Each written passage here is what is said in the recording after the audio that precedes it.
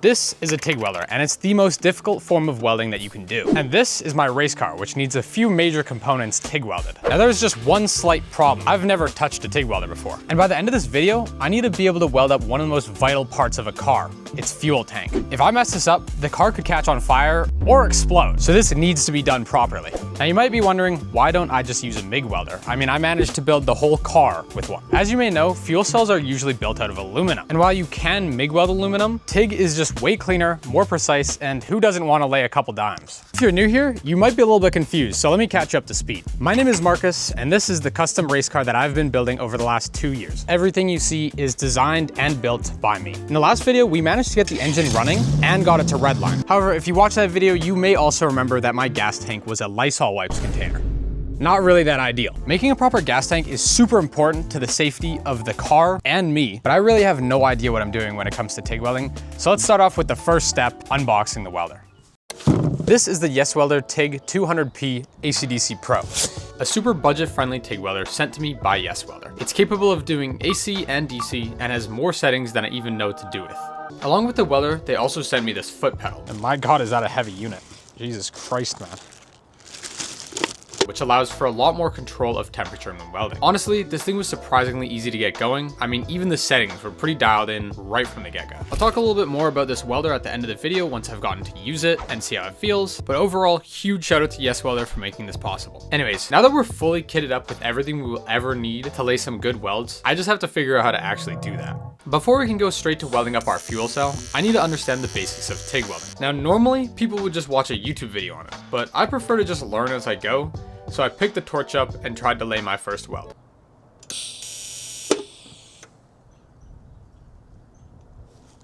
Turns out I'm actually like stupid, and TIG is the opposite of MIG welding in the way that power is actually running through the ground wire, which I didn't know. Yeah, I was not joking about having no idea what I was doing. Anyways, I swapped those wires around and then tried again. And let's see if we can get some sparks going. Oh yeah, okay.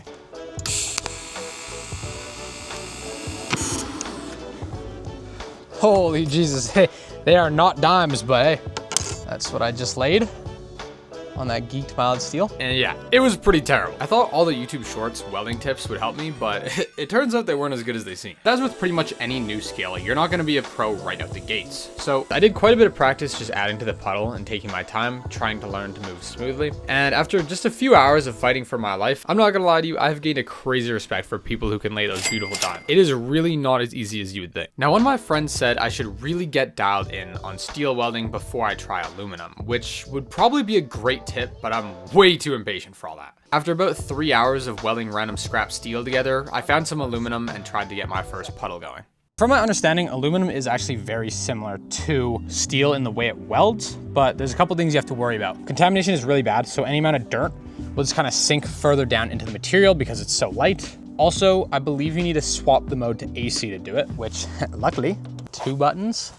And we're there. You're supposed to use AC current, which pretty much just means the way the electricity flows alternates. So instead of just coming from the torch, it also comes from the metal. I didn't really know this, but for some reason, AC welding is like super loud. It actually made me jump a little when I first turned the torch on. That sounded so vicious. Oh, and my tip's gone now. Trying to get this aluminum started was so difficult. I kept getting confused because I would sharpen the tip, and as soon as I started welding, it would just blow the tip into a little ball. Turns out this is completely normal and recommended, but I didn't know that, so I kept sharpening the stupid tip every like 5 seconds. Anyways, after laying nothing but garbage down on the aluminum, I had some sort of delusional self-confidence. You can see in the middle there, actually half decent.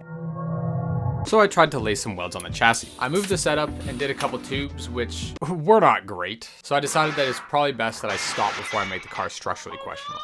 Now, I'm not too sure why, but after looking at my bad welds, I felt like I was ready to tackle the real tank. However, before we get to building, there's 2 things that we need to consider.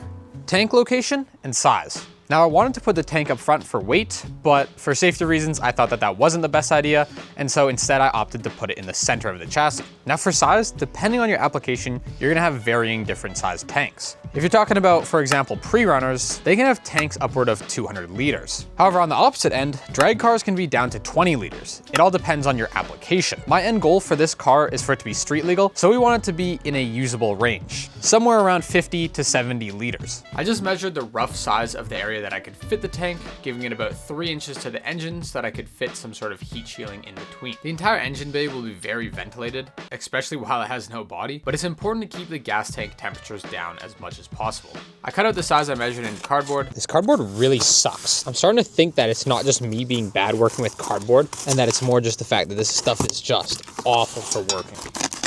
Taped it all together and then fit it into the chassis to get a good look at how it would fit with everything else in there. After putting this box in the car, I was super happy with how it fit, so it was just kind of time to figure out how much gas this would take. To do this, I just filled it with water to see how much the tank would hold, and it's way bigger than I thought. I mean, it's been filling up for 45 minutes.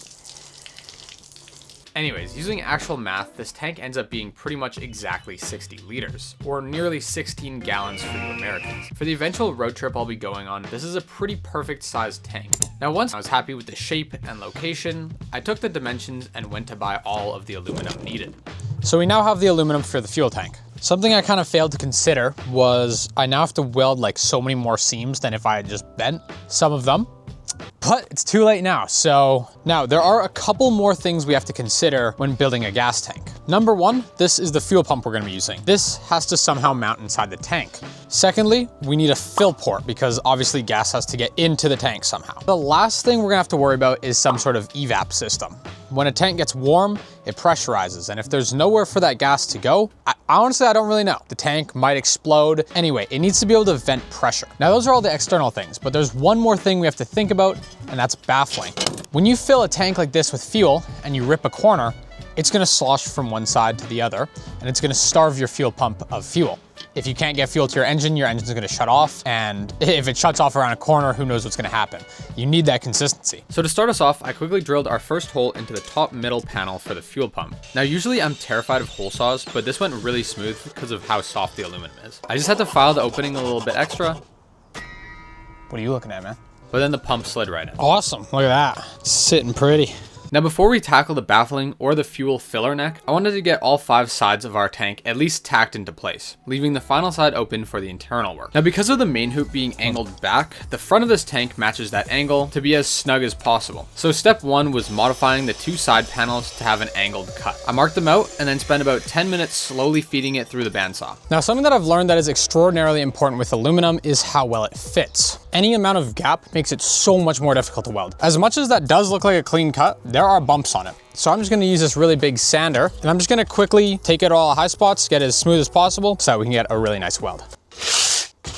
Now that those pieces are trimmed up, we can get a visual of how this box is going to fit together. Before I start tacking it all together though, I wanted to get a little bit more practice in with this same size plate aluminum. I also got some thicker filler rod, so I wanted to get used to the new deposition rate. I took the offcuts I made on the bandsaw, cleaned them up, and tried to weld them together. I'm actually so locked in. Dude, I'm dialed. I'm actually so dialed, bro. Let me show you guys. Those look good, man. If my tank can look like that, I wouldn't be mad. God damn. Safe to say, my ego was a little bit inflated, so I got to cleaning up all the parts of the actual tank. Holy satisfying, bro. And then started trying to fit them together and tack them into place.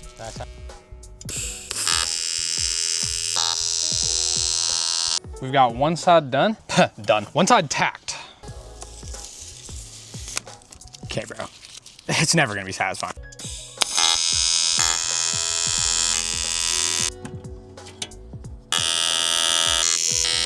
I've dipped my tungsten about 7 times trying to do that tack, so that's not good. We'll regrind that. So now that we had our tank pretty much fully assembled, it was time to tackle that interior work. Starting off with some baffles, I just ended up using some scrap aluminum I had left over. I cut 2 small triangles into the bottom to let the fuel pass through, and a small hole on the top to keep it from vacuum or hydrolocking itself. One thing I'm considering is baffle placement. So these are 8 inches away, so that the center compartment is 10 inches. That way the center compartment will have the most fuel in it at all times. Now that those are built, it's just time to weld them in, which was actually a nightmare. It took me way too long to realize this, but because it wasn't an edge that I was welding, you need a lot more heat to actually get a puddle started. Once those were semi-welded in there, I decided to go for a test fit in the chassis just to make sure it wasn't different than the cardboard model. That's pretty damn nice there. And it actually came out perfect, which I was super happy about. Checking the fitment from the tank to the engine, it's definitely close, but it should be fine. Closest part is this right here, and that's not a pulley that we're gonna be using, so we can chop that off And there'll be a heat shield right here because obviously a fuel tank right next to the engine's a little sketchy, but overall, it's looking pretty good. Oh. Now that I knew that this was going to fit, I pulled it back out and started on my fuel pickup area. You want walls right around where the pump is as well, just for that extra layer of baffling. People normally do a big piece of tube with holes cut into it, but I had this idea of taking 2 half circles and offsetting them to make a kind of swirl pop. The problem is I only had flat stock, so I had to get creative. So these are the 2 pieces. Now we just got to make them round. And honestly, I think I'm just going to smash it around a log. This is either going to go really good or really bad.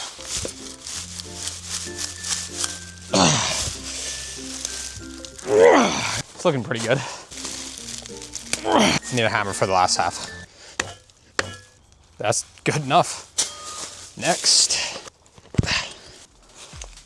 I mean, those look pretty damn good. With those 2 pieces cut, this is kind of what we're gonna have. When you're rounding a corner, it's gonna go right into this loop or that loop. And even when you're accelerating or braking hard, it'll always be pushing against a wall. Some people will do the holes in this center tank portion as well, but I don't really like that idea. I can tell you why I don't like that idea. I just don't think it'll work that good. So we're gonna do this swirl pot and we're gonna find out how it goes. I think it should be fine though. Now I welded those into the tank and then ran into a pretty severe issue, an actually insane amount of warp. So I got some decent welds on the inside and I stand back. You can probably already tell by now, but this looks like a goddamn scoliosis patient, bro. So that's gonna be an interesting one to figure out. So I hammered it out as best I could, but we're gonna come back and tackle this when we're ready to weld the front piece on. Now that all the inside baffling is done, we just need to drill the rest of the holes for the evap system, the fuel pump mounting, and the filler neck. It's important to do this while it's still open so that we can clean out all of the shavings. I welded on a small 1.5 inch tube so that we can clamp a filler hose onto it, and then got prepped to weld the front panel on. To get that warp out, I just tacked along it slowly, pulling and pushing the metal into place as I went. Once the whole tank was actually tacked in, it was time to lay some dimes. So I worked along one side at a time, wire brushing and wiping it down before welding. I tried to keep the welds as consistent as possible, and really tried to focus on making sure I was melting both base materials properly, watching to make sure I wasn't leaving any pinholes. Holy dimes. Now, not to boast, but I'm actually really happy with how these welds came out. I'd only practiced for about 3 days at this point, and I was expecting much worse results than what I managed. However, just because they look pretty doesn't mean they're good. We have to check to make sure that it doesn't have any leaks. So I taped all of the holes shut, filled the tank with a bit of pressure from the compressor, and sprayed water around all the edges of the tank. Oh, there's one.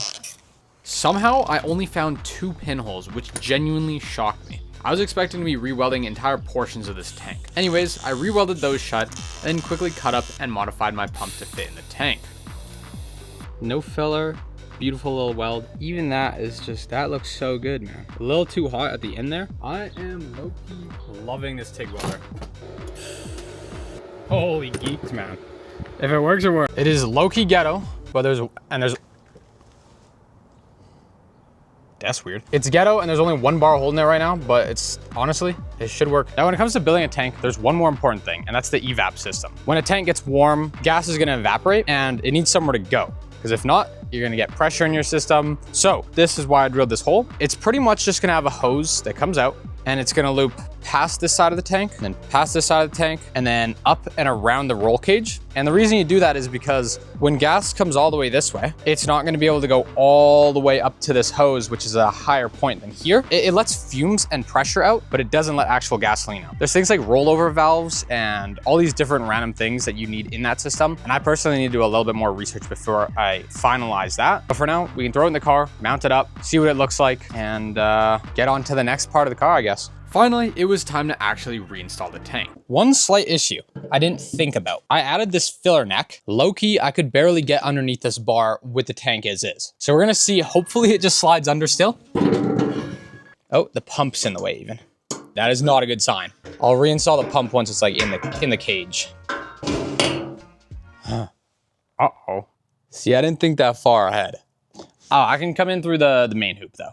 Now, because I still have stuff to build like the firewall, I'm not 100% sure where this tank will live in the end. And for that reason, I'm not permanently mounting it. Right now, it's just gonna sit in its home, maybe with a ratchet strap holding it in place. I'm pretty happy with how that fits along the chassis. That's like actually almost the exact same. It's pretty cool. Overall, tank looks great. Throw our pump back in here now. Boom. Now, the final thing to do to get this engine running on this fuel tank is to hook up the gas lines, then just quickly wire in the actual pump, and finally put some actual gasoline in this tank. But before we do that, I just want to quickly talk about the sponsor, YesWelder. So to give you guys an honest review on this machine, I genuinely have nothing to complain about. This welder has been actually perfect. It has not skipped a beat. It's got all the settings a beginner or even an advanced fabricator would ever need, and for the price, this machine is the perfect option for any garage hobbyist. Now I know that this is a sponsored product, but I honestly am not joking when I say that I was going to buy this welder. I already have these guys' plasma cutter and I have had no complaints of that. That has never had an issue either. As a beginner welder, getting this thing started, running was so easy. I mean, even the settings were like optimal right out the box. I'll have a link to their website down below, and whether it's a TIG welder or really any welder for that matter, I would genuinely recommend them. Again, a huge thank you to YesWelder for making this video possible. And now let's actually get this engine fired up and running. This is for some reason more scary than the ghetto can because it's just such a large item. Like there's a lot of gas that is going in this, you know? Anyway, let's just start filling her up. All right, this is genuinely gonna be the last time I start this car without a muffler because it's so loud. God damn, this is scary every single time. I'm gonna get some headphones. I feel like the worst neighbor imaginable every single time I start this thing up, so I'm not gonna run it for that long. And next video, we're getting mufflers on this thing. All right, let's hit the fuel, power, start.